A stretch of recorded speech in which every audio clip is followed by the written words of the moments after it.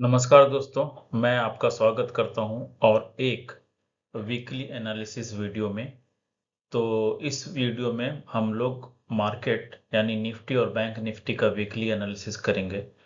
वो उस वीक का जो अप्रैल 18 2025 को ख़त्म हुआ है, और इस वीकली एनालिसिस में हम लोग देखेंगे कि मार्केट किस तरफ जा रहा है, मीन्स निफ्टी बैंक निफ्टी किधर जा रहा है, और हम लोग के लिए अभी क्या अच्छा है, क्या करना चाहिए। तो हम लोग देखते हैं वन बाय वन, और ये भी देखेंगे कि कौन सा शेयर जो है वो किस टाइप का शेयर हमको खरीदना चाहिए। कौन सा शेयर है वो तो अभी नहीं बता सकता, बट किस टाइप का शेयर पे हमको फोकस करना चाहिए खरीदने के लिए, जिससे आगे अच्छा जाने का चांस है। तो चलिए शुरू करते हैं। हम लोग डिस्क्लेमर से शुरू करते हैं। I am just sharing my personal view on my own study as a trader. Everything I discuss is for educational purpose only. Please consult your financial advisor before taking any decision. Trading in equity market involves risk. Sanjeev Kumar means me is not responsible for any loss or gain.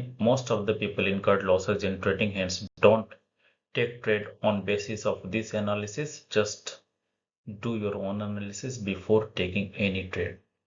सो ये हमारा disclaimer था। अभी हम लोग FII-TI data की तरफ आगे देखते हैं।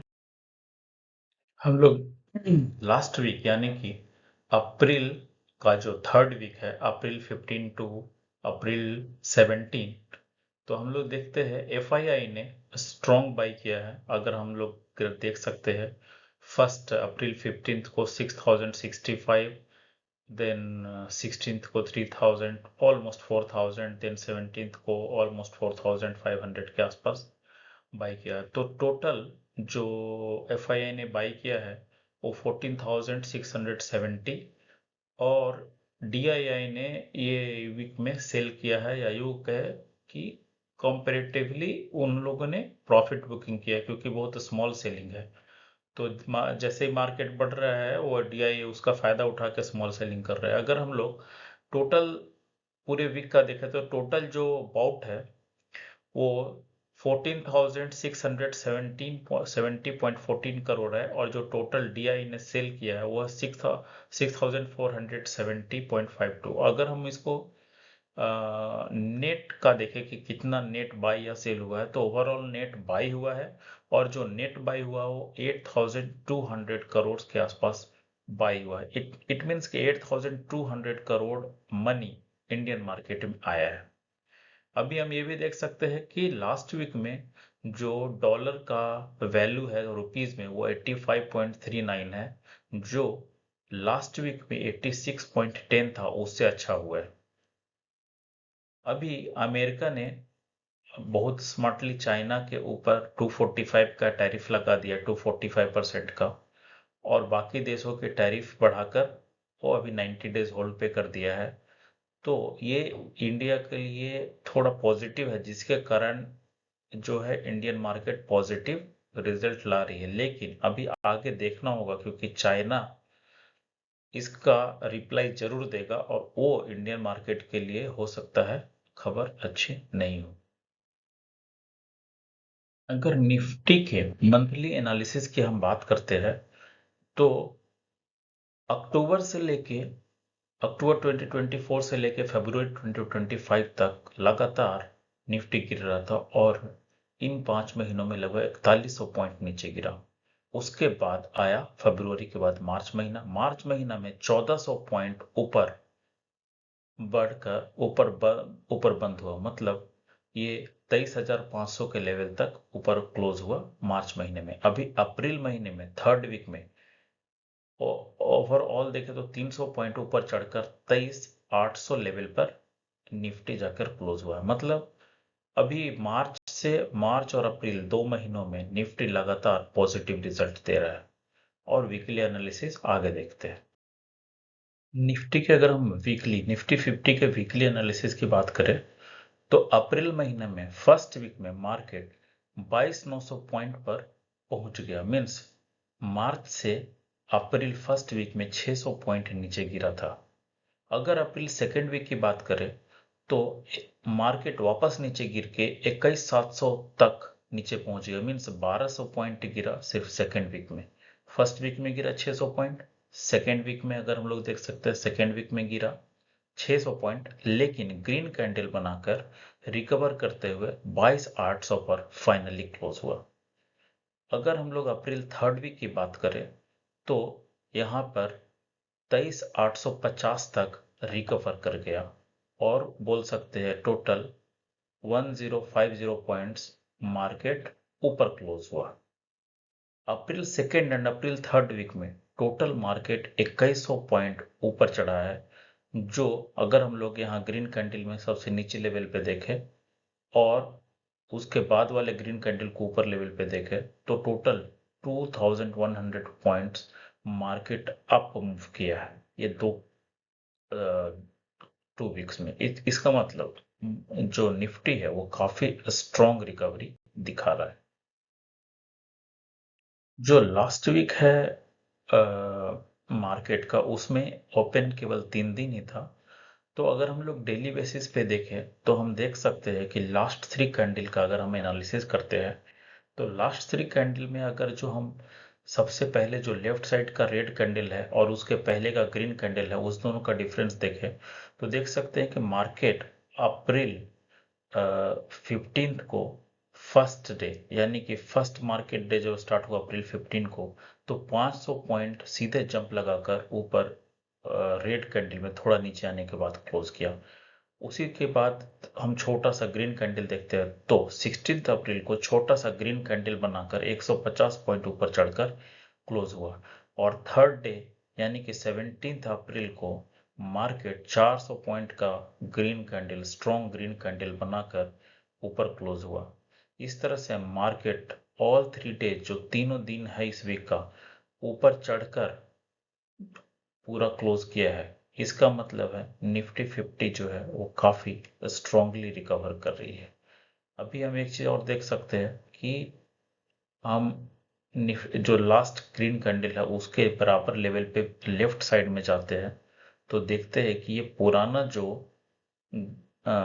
जो हाईएस्ट रेड कैंडल है जस्ट लेफ्ट वाला first red candle first level पे जो रेड कैंडल है उसके ऊपर उसके लेवल तक पहुंच गया। अगर थोड़ा और ऊपर बढ़ जाता है इसका मतलब मार्केट जो है वो लास्ट हाई लेवल से ऊपर चला गया। इसका मतलब मार्केट रिकवर कर रहा है। अभी यहां से अगर वापस नीचे गिर जाता है तो हम ये नहीं बोल सकते कि मार्केट रिकवर कर गया है कर रहा है, लेकिन अगर ये लेवल से थोड़ा भी ऊपर मार्केट जाता है तो हम बोल सकते हैं कि अभी मार्केट का रिकवरी क्लियरली स्टार्ट हो गया है। अगर हम बैंक निफ्टी के एनालिसिस की बात करें तो ये महीना बहुत इंपॉर्टेंट है बैंक निफ्टी के लिए और स्पेशली जो थर्ड वीक ऑफ अप्रैल है काफ़ी इंपॉर्टेंट है, क्योंकि अभी अगर हम लोग मंथली एनालिसिस की बात करें तो मंथली अक्टूबर से लेके और मार्च सेकेंड वीक तक लगातार नीचे गिरते गिरते मार्केट यानी बैंक निफ्टी 6300 पॉइंट नीचे गिर चुका था, लेकिन मार्च में 48,300 से 51,500 तक बैंक निफ्टी पहुंच गया, मीन्स 3200 पॉइंट ऊपर चढ़ गया। उसी तरह से अप्रैल में अगर हम लोग देखें तो 51,500 से 54,300 तक पहुंच गया, मीन्स 2800 पॉइंट ऊपर चढ़ गया। मतलब अगर हम दोनों को कैलकुलेट करें तो ये 6,000 के आसपास पॉइंट ऊपर चढ़ गया है। मतलब मार्केट जहां से गिरना स्टार्ट किया था लगभग उसी लेवल पे पहुंच गया है और इसलिए ये महीना जो है अप्रैल का ये काफी इंपॉर्टेंट है बैंक निफ्टी के लिए। ये वो लेवल वापस उस लेवल पे पहुंच गया जहां से इसने गिरना स्टार्ट किया था, लगभग लगभग उस लेवल पे पहुंच गया। अगर हम बैंक निफ्टी के वीकली एनालिसिस की बात करें तो बैंक निफ्टी का मार्च लास्ट वीक और अप्रैल फर्स्ट वीक का लेवल लगभग लगभग सेम ही था, कोई ज़्यादा डिफरेंस नहीं था और वो था 51,500 के लेवल पर था। अप्रैल सेकेंड वीक में बैंक निफ्टी 49,300 लेवल तक नीचे गिर गया था और फिर वापस ऊपर चढ़कर 51,000 पॉइंट्स पर आकर वापस रुका है।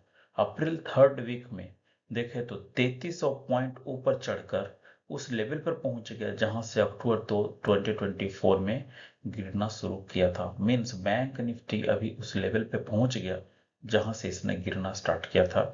यानी कि बैंक निफ्टी अभी बहुत बहुत बहुत ज्यादा स्ट्रांग है। इसलिए अगर हम लोग कोई बैंक या फाइनेंशियल सेक्टर का स्टॉक चूज करना चाहते हैं तो वो अभी काफी अच्छे पोजीशन पे होगा, वो हम लोग चूज कर सकते हैं। अगर बैंक निफ्टी के हम लोग डेली चार्ट की बात करें तो डेली बेसिस पे देखें तो मार्केट लास्ट 3 दिनों में तीनों दिन ग्रीन कैंडल बनाकर क्लोज किया है। जैसे अप्रैल 15 को बैंक निफ्टी 1400 पॉइंट ऊपर चढ़कर 52,400 लेवल पर क्लोज हुआ है। अप्रैल 16 को 700 पॉइंट ऊपर चढ़कर 53,100 पर क्लोज हुआ है। और अप्रैल 17 को बैंक निफ्टी 1200 पॉइंट ऊपर चढ़कर 54,300 लेवल पर क्लोज हुआ है। तो टोटल अप्रैल में 3300 पॉइंट ऊपर चढ़कर बैंक निफ्टी क्लोज हुआ है। मींस बैंक निफ्टी काफी स्ट्रॉन्ग, काफी काफी स्ट्रॉन्ग है ऑन डेली बेसिस पे भी। इसकी बात करें तो हम लोग देख सकते हैं कि मंथली बेसिस पे अगर हम लोग देखें तो जो अच्छा कर रहा है, जैसा कि हमने पहले चार्ट में भी देखा, Nifty banks and financial services, जितने भी बैंक्स और फाइनेंशियल सर्विसेज है वो काफी अच्छा परफॉर्म कर रहे हैं। अगर हम लोग दूसरे पे जाएं तो निफ्टी पीएसई, और तीसरे पे जाए तो निफ्टी कंजम्पशन। जो सेक्टर अच्छा नहीं कर रहे हैं वो है निफ्टी मेटल, निफ्टी एनर्जी और निफ्टी रियलिटी। अगर वीकली बेसिस पे देखें तो जो अच्छा कर रहे हैं वो है निफ्टी रियलिटी, जो हम लोग मंथली में देखा वो अच्छा खराब कर रहे थे, लेकिन वापस वीकली में अच्छा कर रहे हैं Nifty reality. Nifty bank and financial services जो हमने ऊपर देखा वो अच्छा कर ही रहा है, और निफ्टी मीडिया ये अच्छा कर रहे हैं। जो खराब कर रहे हैं वो है निफ्टी आईटी, बिकॉज अमेरिका का हालत खराब है, इसीलिए जितने भी कंपनीज आईटी वाले वो सब उधर से कनेक्टेड है, जिसके कारण उनका वैल्यू थोड़ा गिर रहा है। सेकंड है निफ्टी एनर्जी एंड थर्ड है निफ्टी एफएमसीजी। अगर डेली बेसिस पे देखें तो हम लोग देख सकते हैं कि जो अच्छा कर रहे हैं वो Nifty auto, Nifty bank and financial services, जो हम ऊपर से नीचे देख रहे हैं, bank and financial services daily weekly monthly सब में अच्छा कर रहे हैं। और निफ्टी आईटी डेली में अच्छा कर रहे हैं, लेकिन वीकली में उतना अच्छा परफॉर्मेंस नहीं हो रहा है। अभी जो डेली बेसिस पे सेक्टर अच्छा नहीं कर रहे वो है Nifty media, Nifty metal and Nifty reality and PSE. तो निफ्टी मीडिया जो है वो अभी धीरे धीरे, पहले वीकली वो अच्छा कर रहा था लेकिन अभी धीरे धीरे वो खराब हो रहा है। अगर हम लोग इंडिसेस एनालिसिस की बात करें तो अभी हम लोग देख सकते हैं कि जितने भी इंडिसेस हैं वो मंथली बेसिस पे सारे ग्रीन हैं, और वीकली बेसिस पे भी सारे ग्रीन हैं, और डेली बेसिस पे सारे ग्रीन हैं। तो हम लोग अभी किसी भी स्टॉक में अगर हम पैसा लगाते हैं तो वो ग्रीन ही रहेंगे, पॉजिटिव ही दिखेंगे। इसलिए अगर आप इन्वेस्टमेंट करना चाहते हैं तो ये बहुत अच्छा टाइम है। लेकिन अगर हमको कोई स्टॉक सिलेक्ट करना है तो वो हम कैसे करें? तो स्टॉक सिलेक्शन का एक मेथड है जो मैं यूटिलाइज करता हूँ। तो उसमें कैसा है कि अभी सारे स्टॉक्स ऑलमोस्ट नीचे लेवल पे चल रहे हैं। तो जो स्टॉक्स कुछ है जो भी ऊपर निकल गए हैं, तो जो स्टॉक्स अभी लोवेस्ट लेवल पर है उसको हम लोग देख सकते हैं। उनको ऊपर मूव करने का जो चांस है वो ज्यादा है। तो हम कैसे सिलेक्ट करें कोई भी स्टॉक? तो स्टॉक सिलेक्ट करने के लिए हम क्या करते हैं कि हम डेली बेसिस का चार्ट देखते हैं। अभी साल 2 साल 3 साल का हम चार्ट जो है डेली बेसिस पे देखते हैं, और वो देखते हैं कि वो किस तरह से नीचे जा रहा है। अभी नीचे जाने के बाद क्या वो ग्रीन कैंडल बना के ऊपर की ओर बढ़ रहे? अगर वो ग्रीन कैंडल बनाकर ऊपर की ओर बढ़ रहे, इसका मतलब उन्होंने अपना नीचे जाने का एक लेवल के बाद नीचे जाने के लिए मना कर दिया, वो उससे नीचे नहीं जा सकते हैं। जो भी मार्केट का कंडीशन है उसके बेसिस पे, अगर मार्केट में कल कुछ बड़ा हो जाए और मार्केट को नीचे चले जाए उसकी बात अलग है, बट अभी जो मार्केट का कंडीशन है उसके हिसाब से अगर वो ग्रीन कैंडल बना के ऊपर की तरफ बढ़ना चाह रहे हैं, इसका मतलब अब उससे वो नीचे जाने वाले नहीं है। और इसका मतलब है कि ये बेस्ट चांस है हम लोगों को पैसा लगाने का। अगर वहां से गलती से भी मार्केट थोड़ा नीचे भी जाता है तो वो थोड़ा लॉस होगा, ज्यादा नहीं होगा, लेकिन उसमें जो ऊपर जाने का चांस है वो काफी ज्यादा है। और हम किसी भी शेयर का, स्टॉक का ऐसा नहीं बोल सकते कि अब ये नीचे जाएगा ही नहीं, अभी सिर्फ ऊपर जाएगा। तो चांसेस पे हम लोग पैसा लगाते हैं। तो अभी वैसे स्टॉक्स जो ऑलमोस्ट लोवेस्ट लेवल पर है उनका नीचे जाने का चांस बहुत कम है और ऊपर जाने का चांस बहुत ज्यादा है। तो हम ऐसा बोल सकते हैं कि हम उस स्टॉक में पैसा लगाने का बेस्ट चांस है और अभी हम लोग पैसा उस पर लगा सकते हैं।